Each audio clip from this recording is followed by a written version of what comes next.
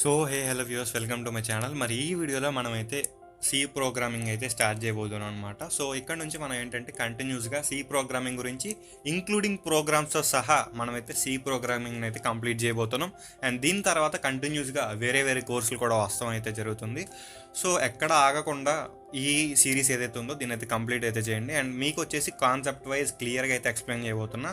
So ఎటువంటి బాధ అయితే లేదు మీకు. సో క్లియర్గా చూడండి అండ్ అర్థం చేసుకోండి.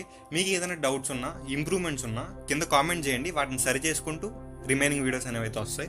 సో ఫస్ట్ వచ్చేసి అసలు మనం లాంగ్వేజ్ అంటే ఏంటో చూద్దాం. సో లాంగ్వేజ్ అనేది చెప్పకపోయే ముందు మీరు కనుక మన ఛానల్ ఫస్ట్ టైం చూస్తుంటే డెఫినెట్గా సబ్స్క్రైబ్ చేసుకోండి, ఎందుకంటే కంటిన్యూస్గా వీడియోస్ వస్తాయి కాబట్టి.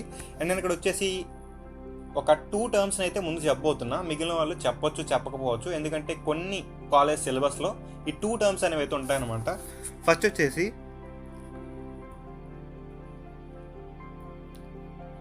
Okay, what is meant by an algorithm. అసలు ఆల్గరిథం అంటే ఏంటి అనేది ఫస్ట్ మీకు తెలియాలి. ఆల్గరిథం అంటే ఏంటంటే set of rules used to solve a task. Set of rules కానీ లేదంటే స్టెప్స్ కానీ use to solve a task. Like ఒక టాస్క్ అనేది చేయాలనుకోండి, దానికి మనకి కావాల్సిన స్టెప్స్ ఏవైతే ఉన్నాయో అదే ఆల్గరిథం అంటే. సింపుల్గా మీకు చెప్పాలంటే, మీ ఇంట్లో బిర్యానీ చేస్తున్నారనుకో, ఫస్ట్ స్టెప్ ఏంటి? స్టార్ట్ చేయడం, అంతే కదా. సెకండ్ స్టెప్ ఏంటి? ఇంగ్రీడియంట్స్ అనేవి తీసుకోవాలి. థర్డ్ స్టెప్ ఏంటి? బాగా మిక్స్ చేయాలి. మిక్స్ చేసిన తర్వాత ఫైనల్గా బిర్యానీ అనేది రెడీ అవుద్ది. ప్రాసెస్ని అయితే ఎండ్ చేయాలి. సో ఇవన్నీ ఏంటి? సెట్ ఆఫ్ రూల్స్ ఆర్ స్టెప్సే కదా. ఒక టాస్క్ని కంప్లీట్ చేయడానికి మనకు కావాల్సిన స్టెప్స్ కానీ సెట్ ఆఫ్ రూల్స్ కానీ ఇవి. సో వీటినే మనం ఏమంటాం అంటే ఆల్గరిథం అంటాం. అదేంటన్నా నువ్వు సి ప్రోగ్రామింగ్ చెప్తున్నావా లేకపోతే వంటలు చెప్తున్నావా అంటే, ఫస్ట్ మీకు బేసిక్స్ అర్థం కావడానికి అని చెప్పి ఇలా చెప్తున్నా, ఓకేనా. సో సింపుల్గా ఒక 2 లేదా 1 ఆల్గరిథం చెప్పి దాని తర్వాత నేనైతే మీకు నెక్స్ట్ టాపిక్స్కి అయితే వెళ్తా, ఓకేనా. Example, write an algorithm to add 2 numbers and display the result. ఒక 2 నెంబర్స్ని యాడ్ చేసి ఆ వచ్చిన రిజల్ట్ ఏదైతే ఉందో దాన్ని మనం డిస్ప్లే చేయాలన్నమాట. సో దీని ఆన్సర్ ఏంటంటే, మీకు ఆల్రెడీ చెప్పా, ఆల్గరిథం అంటే ఏంటి? ఫస్ట్ సెట్ ఆఫ్ స్టెప్స్ అని చెప్పా, అంతే కదా, లేకపోతే సెట్ ఆఫ్ రూల్స్ అని చెప్పా. ఫస్ట్ ఏం చేయాలి? ఈ ప్రాసెస్ని మనం స్టార్ట్ చేయాలి. సెకండ్ ఏం చేయాలి? 2 నెంబర్స్ అన్నాడు. 2 నెంబర్స్ అంటే ఏ అనే దాంట్లో ఒక నెంబర్ అనుకోండి, బి అనేది ఒక నెంబర్ అనుకోండి. అదేంటన్నా ఆల్ఫాబెట్స్ అంటే మనకి ఒక ప్రోగ్రామ్ అనేది రాసేటప్పుడు ఆడి వాల్యూస్ అనేది, అక్కడ ఉన్న వాల్యూస్ అనేది యూజర్ అనేది ఇవ్వాలి. సో మనం ఆల్రెడీ ఇదే వాల్యూ అని చెప్పి అక్కడ ప్రోగ్రాంలో ఇచ్చి రాయొచ్చు, లేదంటే ఇన్పుట్ మనం ఇచ్చి తర్వాత ప్రోగ్రామ్ రన్ అయ్యేలా కూడా రాయొచ్చు. అంటే 2 టైప్స్లో మనం ప్రోగ్రామ్ని అయితే రాయొచ్చు. ఆల్రెడీ ప్రోగ్రాంలోనే మన వాల్యూస్ అసైన్ చేయొచ్చు, లేదంటే ప్రోగ్రామ్ రన్ అయ్యేటప్పుడు రన్ అవ్వక ముందు మనం రన్ అయిన తర్వాతే ఇన్పుట్స్ ఇచ్చి అవుట్పుట్ తీసుకునే విధంగా కూడా మనం అయితే ప్రోగ్రామ్ అనేది రాయొచ్చు. సో ఏబి అంటే 10 అనుకోండి, లేదా 10 and 5 అనుకో. సో 10 అనేది ఏలో స్టోర్ అవుతుంది, 5 అనేది బిలో స్టోర్ అవుతుంది. సో ఫస్ట్ ఏం చేయాలి? 10 అన్న దాన్ని ఏలో స్టోర్ అవ్వాలంటే రీడ్ ఏ అన్న వాల్యూని మనం చదవాలి, తీసుకోవాలి ఇన్పుట్ కింద. సో అదేవిధంగా ఏని తీసుకున్నాం కదా, బీని కూడా తీసుకోవాలి కదా, రీడ్ బి. అర్థమవుతుందని నేనైతే అనుకుంటున్నా. ఫోర్త్ స్టెప్ ఏంటి? యాడ్ చేయాలి. యాడ్ చేసిన దాన్ని నార్మల్గా ఉంచేస్తామా? లేదుగా, ఒక దానిలోకి స్టోర్ చేయాలి. ఆ స్టోర్ చేసేదే C is equal to A plus B అనుకుంటున్నా, ఓకేనా. ఫిఫ్త్ ఏంటి? వచ్చిన సి ఏదైతే ఉందో దీన్ని డిస్ప్లే చేయాలి. మనకి నార్మల్గా ఒక ఆల్గరిథం రాసేటప్పుడు డిస్ప్లే అంటాం. అదే మనకి సి ప్రోగ్రామింగ్కి వచ్చేసరికి ఈ డిస్ప్లే ఏంటంటే ప్రింట్. ఓకేనా. ఈ రీడ్ ఏంటంటే రీడ్ ఏంటంటే స్కాన్. రీడ్ అన్నా స్కాన్ చేయడం అన్నా ఒకటే, సేమ్ అదే విధంగా డిస్ప్లే చేయడం అన్నా ప్రింట్ చేయడం అన్నా ఒకటే ప్రోగ్రామింగ్ వచ్చేసరికి. సో మీకు ఒక క్లియర్ ఐడియా అనేది అయితే వచ్చిందని అయితే అనుకుంటున్నా వాట్ ఈజ్ ఆల్గరిథం అనేది. నెక్స్ట్ టర్మ్ వచ్చేసి what is meant by flow chart. Flow chart అంటే ఏంటంటే pictorial representation of an algorithm.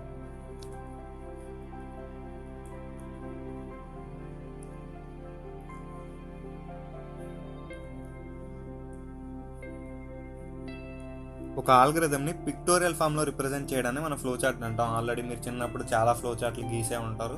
So దీని గురించి అంతగా నేనైతే చెప్పట్లే. అండ్ దీనికి వచ్చేసి మనకి ఒక ఫ్లో చార్ట్ని మనం ప్రిపేర్ చేయాలంటే ర్యాప్టా టూల్ అని చెప్పేసి ఒక టూల్ అయితే ఉంటుంది. దీని గురించి వీడియో కూడా నేను సపరేట్గా చేసి ఛానల్ అయితే అప్లోడ్ చేస్తాను, ఓకేనా. నెక్స్ట్ వచ్చేసి వాట్ ఈజ్ ఎ లాంగ్వేజ్ అన్న విషయంకి వెళ్దాం. ఫర్ సపోజ్ పర్సన్ ఏ అయితే ఉన్నాడు అండ్ అదేవిధంగా పర్సన్ బి అయితే ఉన్నాడు. సో ఈ పర్సన్తో మాట్లాడాలనుకోండి, సో కమ్యూనికేట్ చేయాలనుకోండి, దానికి ఒక ఇంటర్మీడియట్ అనేది కావాలి. ఆ ఇంటర్మీడియట్ ఏంటంటే లాంగ్వేజ్. సో నేను మీకు ఏదైతే ఇప్పుడు చెప్తున్నానో అది మీకు చెప్పేది ఒక లాంగ్వేజ్లో అవుతుంది. అదే మనకి తెలుగు, అంతే కదా. మనం ఇప్పుడు తెలుగులో మాట్లాడుకుంటున్నాం కాబట్టి మీకు అర్థమవుతుంది, లేదా ఇంగ్లీష్లో మాట్లాడుకుంటే మీకు ఇంగ్లీష్లో అర్థమవుతుంది. సో మన ఇద్దరికి మధ్యలో ఉన్నది ఏంటి, ఆ లాంగ్వేజ్ ఏంటి, తెలుగు ఆర్ ఇంగ్లీష్. సో సింపుల్గా వేరే వాళ్ళతో కమ్యూనికేట్ చేయాలంటే మనకు కావాల్సింది లాంగ్వేజ్. లాంగ్వేజ్ అంటే ఏంటంటే సెట్ ఆఫ్ ఇన్స్ట్రక్షన్స్, అంతే కదా. మరి కంప్యూటర్ లాంగ్వేజ్ అంటే ఏంటి?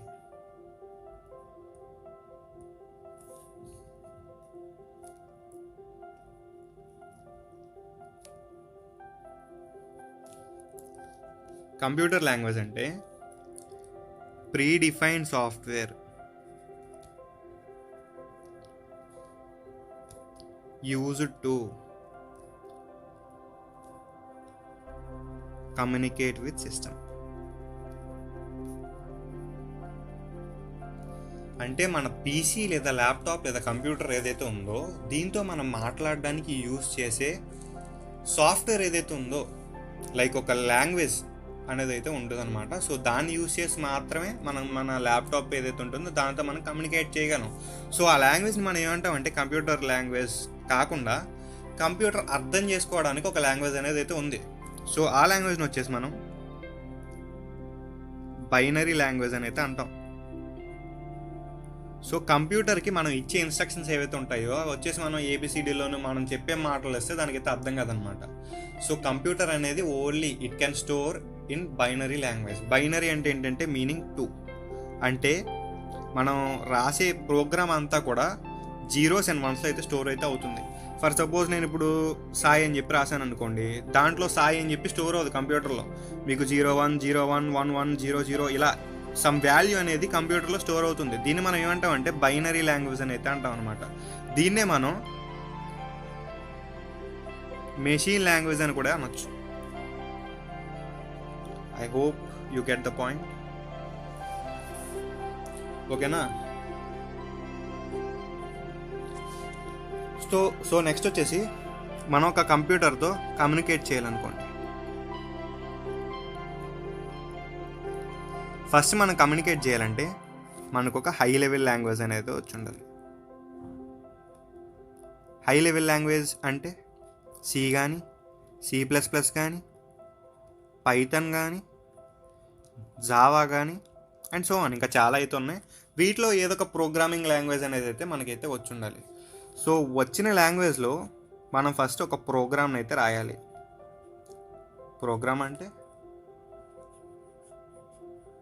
Nothing but set of rules to perform a task. Same algorithm అన్న ప్రోగ్రామ్ అన్న ఒకటే. మనం ఒక ప్రోగ్రామ్ రాయాలంటే మనకు కావాల్సింది ఆల్గరిథం, ఓకేనా. సో వచ్చిన ఈ ప్రోగ్రామ్ని మనం బైనరీ కోడ్లోకి కన్వర్ట్ చేయాలి. బైనరీ కోడ్లోకి కన్వర్ట్ చేయాలంటే మనకు ఒక ఇంటర్మీడియట్ అనేది కావాలి. దీని పేరు వచ్చేసి మనం కంపైలర్ అంటాం. సో ఈ బైనరీ కోడ్ ఏదైతే ఉందో ఇది మనకి మన పీసీ ఏదైతే ఉందో ఆ బైనరీ కోడ్ని తీసుకుంటుంది. మన పీసీ తీసుకుంటుంది కాబట్టి దాన్ని ఏమంటాం మనం, ఇన్పుట్ అంటాం. తీసుకుని ఆ డేటా మనం ఇచ్చిన టాస్క్ ఏదైతే ఉందో ఆ టాస్క్ని పర్ఫామ్ చేసి మనకి ఒక అవుట్పుట్ని అయితే ఇస్తుంది. ఓకేనా? For suppose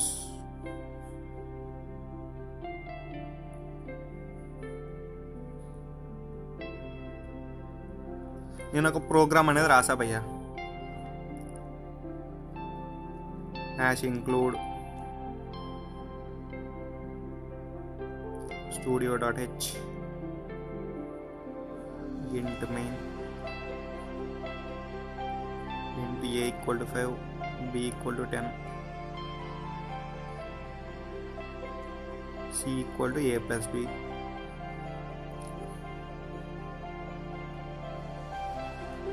printf %d, c. So ఇలా ఒక ప్రోగ్రామ్ని అయితే రాసా అనుకోండి. ఏ ఈక్వల్ టు 5 అని చెప్పి డిక్లేర్ చేసా, బి ఈక్వల్ టు 10 అని చెప్పి డిక్లేర్ చేసా, C equal to a plus B అని చెప్పి డిక్లేర్ చేసా. సో ఇదంతా కూడా నేను సి ప్రోగ్రామ్లో అయితే రాసా. సి ప్రోగ్రామ్ అంటే ఒక హై లెవెల్ లాంగ్వేజ్లో అయితే రాసా. రాసింది వచ్చేసి ఒక కంపైలర్లో ఈ ప్రోగ్రామ్ అనేది అయితే రాస్తాం. రాసిన తర్వాత కంపైల్ అండ్ రన్ మీద క్లిక్ చేస్తాం. సో ప్రోగ్రామ్ అనేది కంపైల్ అవుతుంది, రన్ అవుతుంది. సో ఈ ప్రోగ్రామ్ ఏదైతే ఉందో ఇది మన కంప్యూటర్ అయితే తీసుకుంటుంది. తీసుకుని దాన్ని 0s and 1s ఏవైతే ఉంటాయో ఆ బైనరీ లాంగ్వేజ్లో తీసుకుంటుంది అనమాట. తీసుకున్న తర్వాత ఆ స్పెసిఫిక్ టాస్క్ ఏదైతే ఉందో మనకి ఇక్కడ ఇచ్చిన టాస్క్ ఏంటి,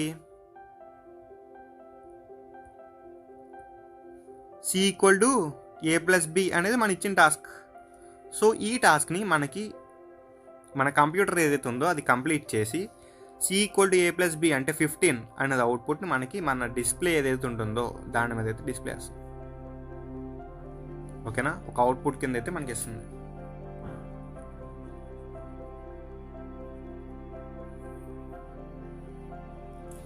సో ఇప్పుడు వచ్చేసి మనమైతే ఇంట్రడక్షన్ టు సి ప్రోగ్రామింగ్ అయితే చూద్దాం. సో సి ప్రోగ్రామింగ్ అనే దాన్ని మనకి డెన్నిస్ రిచే అన్న సైంటిస్ట్ బెల్ ల్యాబొరేటరీస్లో 1972 అన్న ఇయర్లో అయితే మనకి కనిపెట్టడం అయితే జరిగింది. సో 1972 అంటే సి ప్రోగ్రామింగ్కి రాకముందు మనకి బి లాంగ్వేజ్ అనేది ఇంకొక ప్రోగ్రామ్ లాంగ్వేజ్ అయితే ఉండేది. దాని సక్సెసరే, దానికి ఎడిషనే మనకి సి లాంగ్వేజ్ అనమాట. సో ఇది వచ్చేసి ఒక high level language. High level language అంటే ఏంటంటే is easy for humans to understand and right. అంటే సింపుల్గా మనం దీన్ని అర్థం చేసుకోగలం అండ్ దీనిలో మనం ప్రోగ్రామ్స్ అనేవి రాయగలం. అంతే కదా హై లెవెల్ లాంగ్వేజ్ అంటే.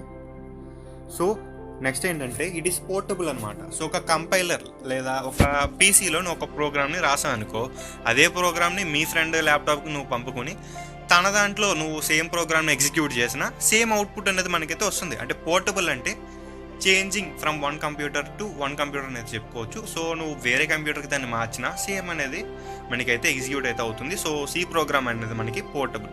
అండ్ ఫోర్త్ స్టెప్ ఏంటంటే స్ట్రక్చర్ ఓరియంటెడ్ అనమాట. సో మనం రాసే ప్రతి లెటర్ టు లెటర్ లేదంటే లైన్ టు లైన్కి మనకు ఒక స్పెసిఫిక్ స్ట్రక్చర్ అనేది అయితే ఉంటుంది మనకి ప్రోగ్రామ్ రాయడానికి. సో ఆ స్ట్రక్చర్ ఫార్మాట్లో మనకి ప్రోగ్రామింగ్ లాంగ్వేజ్ వెళ్తుంది కాబట్టి దీన్ని మనం ఏమంటాం అంటే స్ట్రక్చర్ ఓరియంటెడ్ అని అయితే అంటాం. అండ్ ఫిఫ్త్ పాయింట్ ఏంటంటే జనరల్ పర్పస్.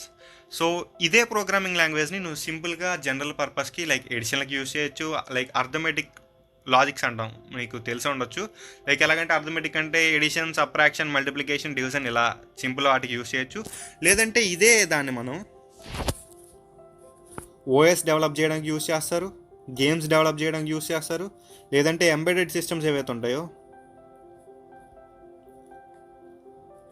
వాటికి సంబంధించి ప్రోగ్రామ్ రాయడానికి కూడా యూస్ చేస్తారనమాట. సో ఇలా మన సిని దేనికైనా సరే యూస్ చేస్తున్నాం కాబట్టి దీన్ని మనం జనరల్ పర్పస్ లాంగ్వేజ్ అని కూడా అయితే అనొచ్చు. సో ఇప్పుడు ఈ సి ప్రోగ్రామ్ని మీ ల్యాప్టాప్ లేదా మీ కంప్యూటర్లో రాయాలంటే మీకు ఒక ఐడిఈ లేదా ఎడిటర్ అనేది కావాలి, లేదంటే కనుక కంపైలర్ అనేది కావాలి. సో మనకి కంపైలర్స్లో జనరల్గా 2 టైప్స్ అయితే ఉన్నాయి. అదేంటంటే ఆన్లైన్ కానీ ఆఫ్లైన్ కానీ. సో ఆఫ్లైన్ ఏంటంటే ఫస్ట్ మీరు ఒక యాప్ అనేది ఇన్స్టాల్ చేసుకోవాలి మీ పీసీలో. దానికి మీకు ఉన్న ఆప్షన్స్ ఏంటంటే టర్బో C++ కానీ, బోర్లాండ్ C++ కానీ, డేవ్ C++ కానీ, కోడ్ బ్లాక్స్. సో ఇలా ఒక 4 ఆప్షన్స్ అయితే మీకు అయితే ఇచ్చా. అండ్ దీనిలో నేను బెస్ట్ రికమెండ్ చేసేది ఏంటంటే డేవ్ C++. ఎందుకంటే దీనిలో కొన్ని అడ్వాన్స్ ఫీచర్స్ కూడా మనకైతే వర్క్ అవుతాయి అండ్ వీటిలో వచ్చేసి వర్క్ అవ్వనమాట. సో జనరల్గా మీరు ఖచ్చితంగా డేవ్ C++ని అయితే ఇన్స్టాల్ అయితే చేసుకోండి. మీకు యూట్యూబ్లో చాలా వీడియోస్ అయితే ఉంటాయి హౌ టు ఇన్స్టాల్ అని చెప్పేసి. లేదన్నా ఇవన్నీ నేను పడలేను అంటారా, ఆన్లైన్ సింపుల్గా మీ క్రోమ్ బ్రౌజర్ని అయితే ఓపెన్ చేయండి. మీ ల్యాప్టాప్లో ఆన్లైన్ GDB సి కంపైలర్ అని చెప్పి సెర్చ్ చేయండి. మీకు ఒక వెబ్సైట్ అయితే వస్తుంది. ఇక్కడ కూడా మీరు ప్రోగ్రామ్ని రాసి ఎగ్జిక్యూట్ అనేది అయితే చేయొచ్చు. సో ఈ 2 వాటిని నేను అయితే రికమెండ్ చేస్తాను. మోస్ట్ ప్రాబబ్లీ డేవ్ C++ ఎక్కించుకోండి, ఎందుకంటే మనకి ఆన్లైన్ కంపైలర్ కన్నా ఆఫ్లైన్ కంపైలరే కొంచెం ఎగ్జాక్ట్గా అయితే వర్క్ అయితే అవుతుంది నేను టెస్ట్ చేసిన దాన్ని బట్టి. సో ఇది మన సి ప్రోగ్రామ్ యొక్క ఇంట్రడక్షన్ అయితే. నెక్స్ట్ వీడియోస్ నుండి ఇంకా క్లారిటీగా మీకు టాపిక్స్ అనేది చెప్పబోతున్నా. సో మీకు ఎక్కడ డౌట్స్ ఉన్నా సరే కామెంట్ సెక్షన్లో అయితే కామెంట్ చేయండి. సో దాని ద్వారా మేము కూడా తెలుసుకుంటాం అండ్ మీకు కూడా చెప్పడం అనేది జరుగుతుంది, లైక్ కవర్ చేయడం అయితే జరుగుతుంది నెక్స్ట్ వీడియోస్లో. So till then goodbye, thank you.